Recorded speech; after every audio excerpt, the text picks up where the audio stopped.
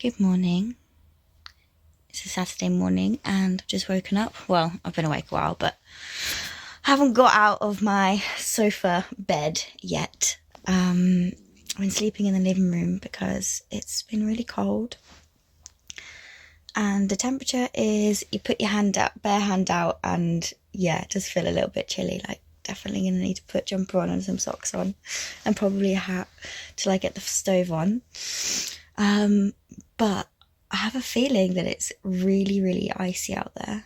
I mean, it's been icy out there for a few days, but I'm going to get up and I'm going to start moving the boat from side to side, and I'm really keen to hear the sounds of the ice.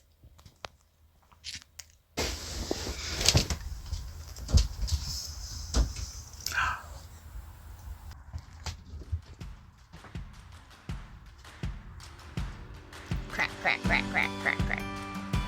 We're swaying the boat.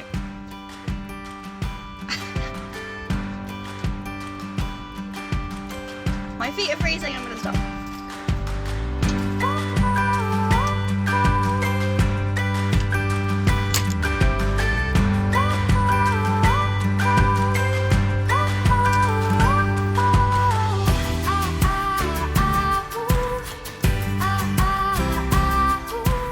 I really want to throw something in.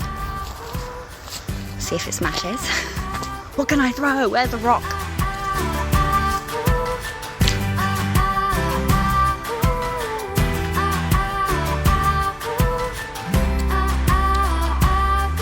Ice 1, May 0.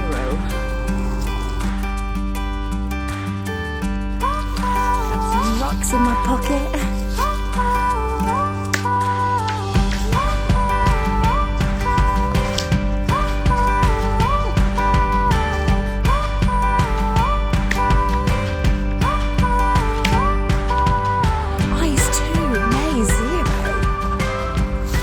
Although maybe I got half a point for this rock.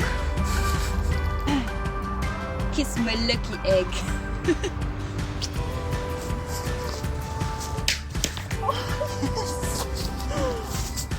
I made a hole. Yes. May 1. Well, that was a fun start to the day. Let's crack on. Today I'm going to be talking all about safety. How to stay safe on a narrowboat. Alrighty, let's do it. Hey YouTube friends, it's May here. Hi, nice to see you again.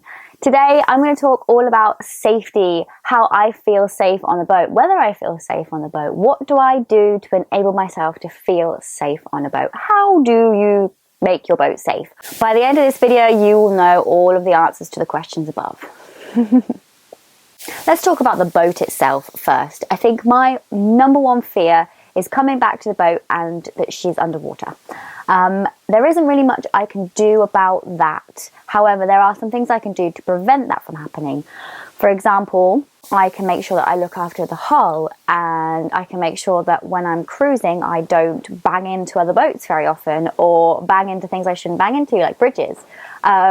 So taking care of cruising and being in the right frame of mind for that, and yeah, not being too relaxed, even though it's a very relaxing thing to do, to also have your wits about you.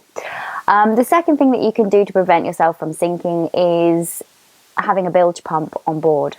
A working bilge pump in the engine room can be the difference between a sinking boat and a floating boat.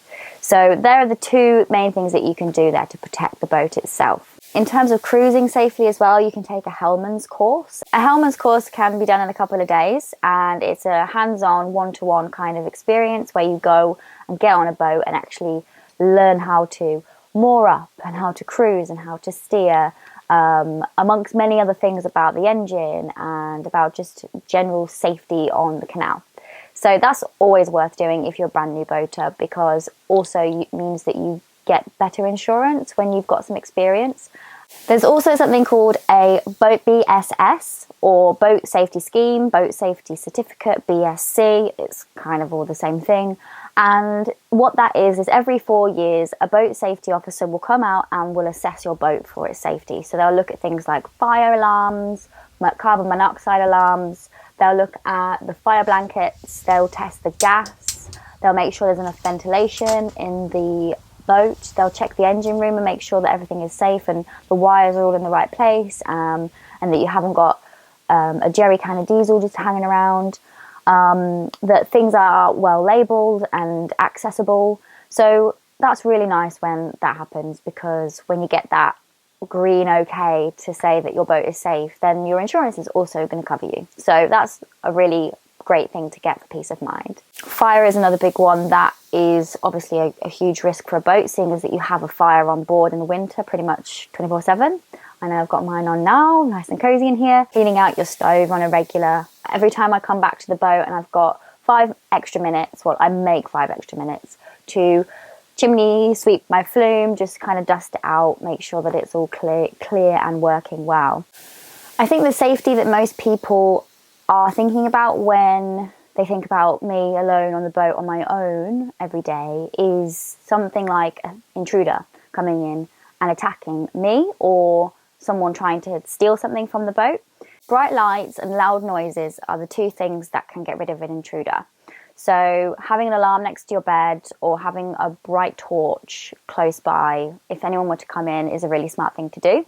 I'm very grateful to say that I have never ever been attacked or felt like I could be attacked. And I hope it stays that way. I also don't like to think about it.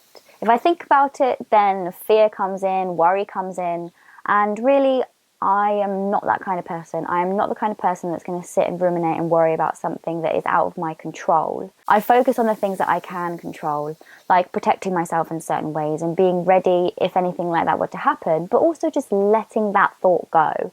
Because ultimately, there are so many incredible people out there in the world, and I choose to focus on them. And when I do that, I feel like it invites more incredible people into my life. So, do I feel unsafe on the boat? No. I avoid mooring in built-up areas. I always moor near other boats. I have my safety precautions in place. I'm badass at karate. Hoya! No, but seriously, there's always a risk in life whatever you do, and that shouldn't stop you from doing things you want to do. Even though I just talked about the fact that I try not to have too many worries about things, obviously I'm human, so I do worry about things. My top 3 worries are theft. My God, if I got back and the boat wasn't there, oh my God, I think I would probably throw myself into the canal. My second one is vandalism, because that's just annoying and expensive.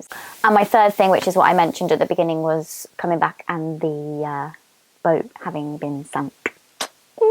So in terms of theft, there are things like alarm systems, security cameras, you can install a safe, you can put bars on the windows, but I would be a little bit nervous about that. What if I needed to get out because of a fire? So yeah, I wouldn't put bars on the windows, even though that's probably the best way to protect your windows. Also, locking your fuel cap. I think that's another thing that you can do to protect your diesel from being stolen. And also having some kind of device on your engine that will not enable anyone to steal the boat and start the boat. My number 1 top tip for keeping your boat as safe as possible is to moor up in a marina. Now, that's not really something I personally want to do. I like to travel, I like to cruise around. That's why I got the boat in the first place. However, if I ever felt unsafe for any reason, I would straight up go to a marina, and they have locked gates and it's very difficult to get in there. Anyone that's worried about safety, start off in a marina to build your confidence and then see how you go. Another thing is you can put a GPS tracker on your boat, which I do have. Not that anyone's going to get very far very quickly, but boat theft is a thing. I'm hoping any boat thief out there can recognise this is a bit of an old girl and it's not worth it. Fingers crossed, but I have something in place just in case they're stupid. I recently installed some solar lights. Panel on the top, light on the bottom, press the button and it starts to work. I have been charging these up when it's been a sunny day. Option to bolt on. Probably more complicated, might go through a wire that I don't want to go through. Don't like the idea of making holes in my boat. Don't think anyone would. So I've heard that you can use just your standard old sealant, which is interesting. I'm going to give that a go. And yeah, I'm going to seal this on, and then at least I can take it off really easily when I eventually paint the edge of this boat. And then I've got some tape to make sure that it doesn't slide down the boat. Although it's really cold today, so I'm hoping that it will just get really cold and seal really quickly.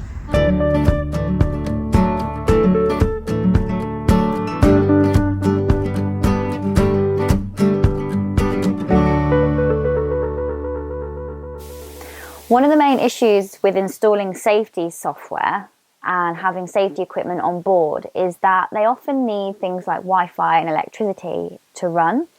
And whenever I leave the boat, even for, you know, half a day, I will turn off my Wi-Fi, I'll turn off my electricity. And then therefore my alarm system wouldn't work, nor my camera system would work. So I contacted a really cool company called Reolink, who make this really great product called Reolink Go Plus.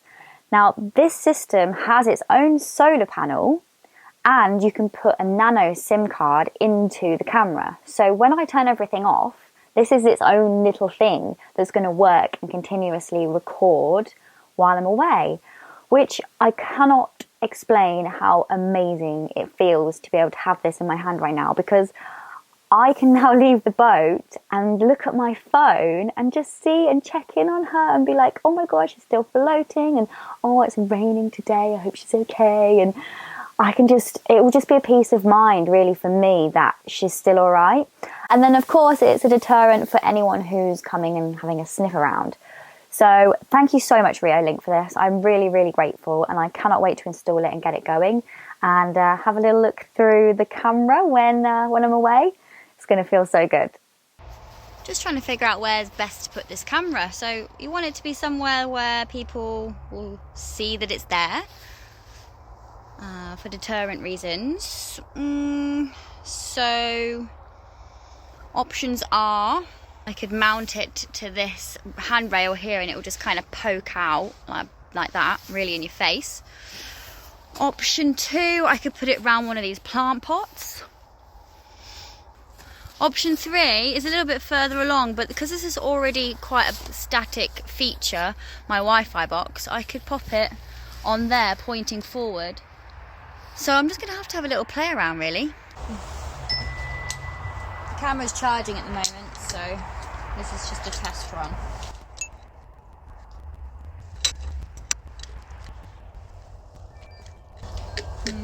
It's not ideal, that's going to be heavy.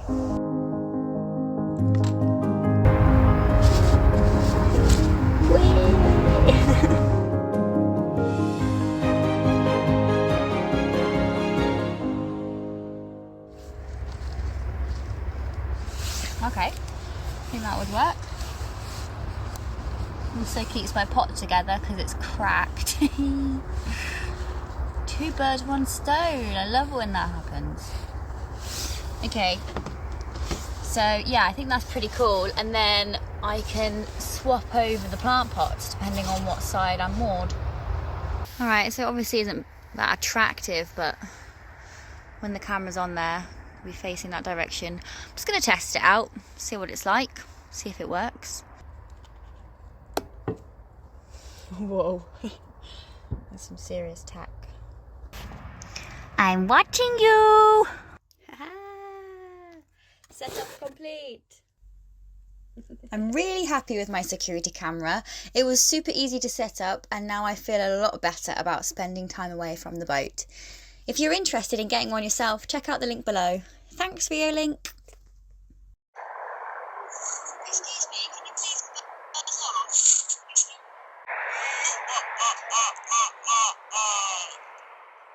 As always, a big thank you to Sue Dirkington and Bernie for your wonderful donations. Thank you so much. I really, really appreciate your support. It feels so great. Thank you. Mwah. A Merry Christmas to you all. This is going to be the last video for a little while, and I'm really looking forward to having some family time, some time off, and just being able to, yeah, relax and not have to think about, oh God, what next YouTube video we're going to make. So, no, I'm only kidding. I love doing this. Just a side note, if anyone has any ideas on any content they'd like to specifically see, then please send me an email. I'll be more than happy to listen to your requests. So that's it from me for this year. Have a wonderful Christmas, everybody. Merry, Merry, Merry Christmas and a Happy New Year. See you next time. Bye.